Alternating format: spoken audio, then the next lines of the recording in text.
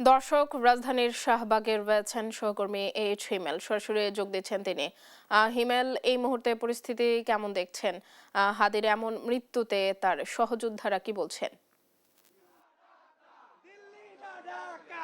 সকালে আপনি জানেন গত রাত ৯টা ৪৫-এ যখন সিঙ্গাপুর থেকে হাদির মৃত্যুর সংবাদ আসে, তারপর থেকে কিন্তু ঢাকা বিশ্ববিদ্যালয়ের যে শিক্ষার্থীরা রয়েছেন তারা হল থেকে বেরিয়ে টিএসসির দিকে আসতে থাকেন এবং তারপর কিন্তু এই শাহবাগ চত্বরে তারা অবস্থান নেন এবং ঢাকা বিশ্ববিদ্যালয়ের শিক্ষার্থীর পাশাপাশি কিন্তু বিভিন্ন ছাত্র সংগঠনরাও এসেছেন এবং সেই সাথে কিন্তু ডাকসুর নেতাকর্মীরাও এসেছেন এবং এই শাহবাগ কিন্তু সারা রাত ধরে উত্তাল ছিল এবং সাধারণ জনতারাও কিন্তু এই শাহবাগ চত্বরে এসেছিলেন। এই মুহূর্তে কিন্তু এখনো তারা সারা রাত বিক্ষোভ মিছিল করেছেন এবং এখনো কিন্তু বিক্ষোভ মিছিল চলছে। তারা যেটি বলছেন যে এই যে হাদির হত্যাকাণ্ড, সেই হত্যাকাণ্ডের মূল যে হুতা ফয়সাল এবং তার সহযোগী যারা রয়েছে তাদের বিচার নিশ্চিত না হওয়া পর্যন্ত তারা আন্দোলন চালিয়ে যাবে, তেমনটা কিন্তু রাত থেকেই কিন্তু তারা আসলে এই প্রতিবাদ মিছিল করে যাচ্ছিল।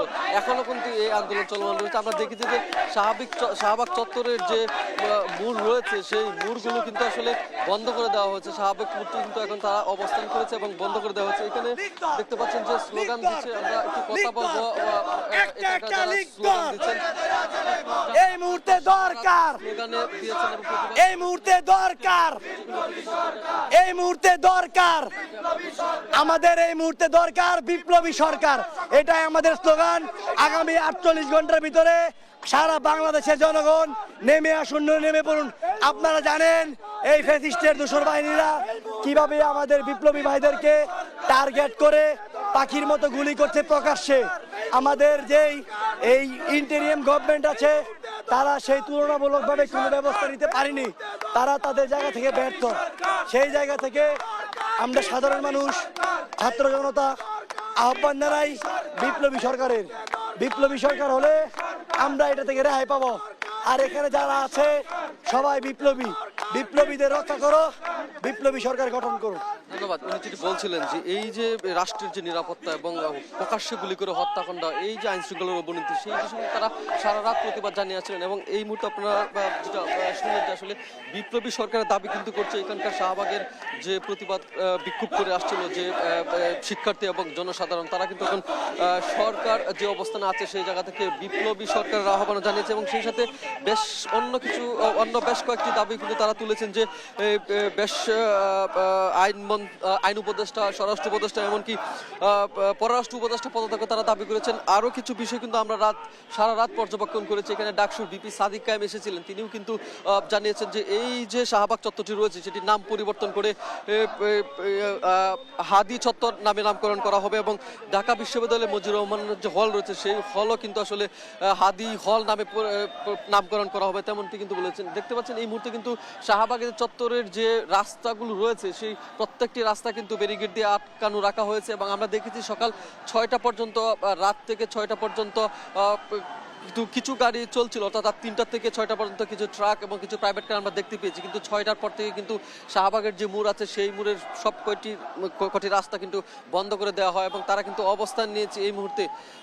এইখানে এখনো কিন্তু তারা প্রতিবাদ মিছিল চালিয়ে যাচ্ছে এবং তারা যেটি বলছেন যে তাদের যে সহযোদ্ধা রয়েছে, আপনি জানেন যে জুলাই গণ অভ্যুত্থানের যে সম্মুখ সারির মধ্যে উসমান হাদি একজন এবং তার সহযোদ্ধারা কিন্তু খুব প্রকাশ করেছেন, সুখে আচ্ছন্ন হয়েছেন। আমরা রাতে যখন 9টা 45 উসমান হাদির মৃত্যুর সংবাদ পাই, তারপর কিন্তু ঢাকা শহরে বিভিন্ন জায়গায় পর্যবেক্ষণ করছিলাম, বিশেষ করে ঢাকা বিশ্ববিদ্যালয় এবং শাহবাগ চত্বরটিতে কিন্তু আমরা বিশেষ পর্যবেক্ষণ করেছি। সেখানে আমরা শিক্ষার্থীদের সাথে কথা বলার চেষ্টা করেছি, সাধারণ মানুষের সাথে কথা বলার চেষ্টা করি। তারা আসলে এতটাই সুখে আচ্ছন্ন ছিল যে আসলে তাদের কথা বলার মতো অবস্থা ছিল না এবং সারা রাত কিন্তু বিভিন্ন সংগঠন, বিশেষ করে ছাত্র সংগঠন, তারা কিন্তু এসেছেন এবং প্রতিবাদ মিছিল করেছেন, বিক্ষোভ করেছেন এবং আজ কিন্তু তারা যেটি জানিয়েছেন যে সারা দিনব্যাপী বাংলাদেশে প্রত্যেকটি মসজিদে, যেহেতু আজ শুক্রবার জুম্মাবাদ, প্রত্যেকটি মসজিদে বিশেষ দোয়া মোনাজাতের জন্য আহ্বান জানিয়েছেন এই যে আন্দোলনকারী নেতারা রয়েছেন। তারা যেটি বলছেন যে উসমান হাদির জন্য আসলে বাংলাদেশের প্রত্যেকটি মসজিদে যেন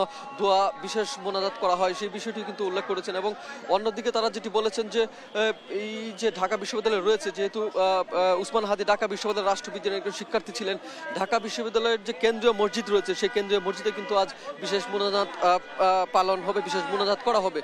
এবং আজ তারা যে কর্মসূচি দিয়েছে, বিশেষ করে শাহবাগ অঞ্চলটিতে যে কর্মসূচি দিয়েছে, শাহবাগের মূর্তি আসলে ঘেরাও করা থাকবে, অবস্থান তারা নিবেন এবং উসমান হাদির যে মূল হোতা ফয়সাল, যে ঘাতক ফয়সাল রয়েছে এবং তার সহযোগী যারা রয়েছে, অর্থাৎ এই হত্যাকাণ্ডের সাথে যারা জড়িত তাদেরকে আমরা ইতিমধ্যে জানিয়েছি যে আসলে সরকার কিন্তু বেশ কয়েকজনকে আটক করেছে, কিন্তু তারপরেও আসলে এই হত্যার পরিকল্পনাকারী কারা আসলে নির্দেশদাতা এবং মূল হত্যাকাণ্ড যে ঘটিয়েছেন তাকে আটক করে আইনের আওতায় এনে বিচার নিশ্চিত না হওয়া পর্যন্ত তারা আসলে এই শাহবাগের চত্বর কিন্তু ছাড়বেন না, তেমনটি কিন্তু তারা রাত্র থেকে জানিয়ে আসছিলেন এবং সকাল অবধি কিন্তু এখনো তারা প্রতিবাদ মিছিল চালিয়ে যাচ্ছেন। আমরা রাতে কিন্তু দেখেছি যে এই পুরো শাহবাগ চত্বরে ছাত্র এবং সাধারণ জনতা এবং বিভিন্ন পেশাজীবী মানুষ কিন্তু একত্রিত হয়েছিল এবং পুরো শাহবাগ জুড়ে কিন্তু মানুষের স্রোত আমরা দেখতে পেয়েছি। কিন্তু এই মুহূর্তে কিন্তু বেশ কিছু শিক্ষার্থী এবং জনসাধারণ কিন্তু এখনো অবস্থান করছেন, তারা রাত্র থেকে অবস্থান করছিলেন।